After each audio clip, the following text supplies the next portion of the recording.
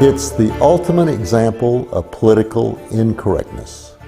That is, if you make someone feel bad or guilty.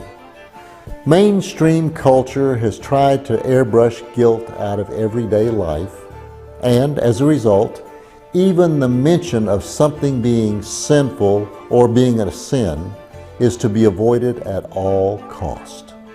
In some circles, even a slight deviation from the current political correct thoughts on race, gender, or whatever will provoke a social and sometimes physical pile-on.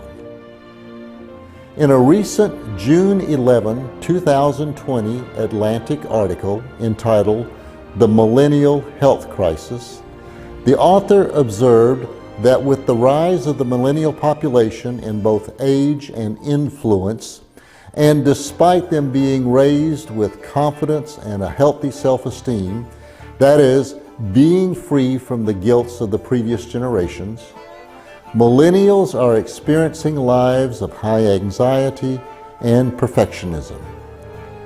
This article reported that this shame is one of the biggest drivers of suicide, and that the suicide rate in the United States has been gradually creeping up, with an increase of over 40% since the year 2000.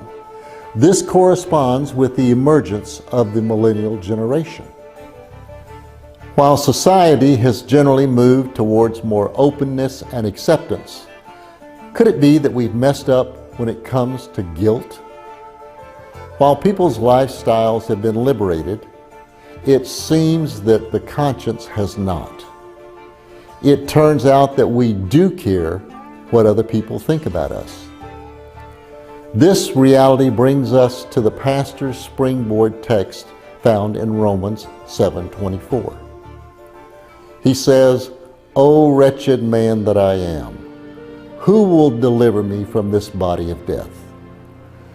Like many of us, Paul was being torn apart by a battle raging within his soul. This week, the pastor's message reinforces the reality that God is always close to his people, and that this closeness includes a plan for dealing with guilt that leads to freedom and peace of mind.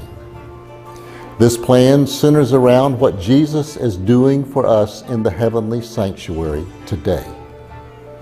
If you want to discover how to look yourself in the mirror every day and not feel guilty about yesterday, join us for this week's message entitled "Dealing with Our Guilt."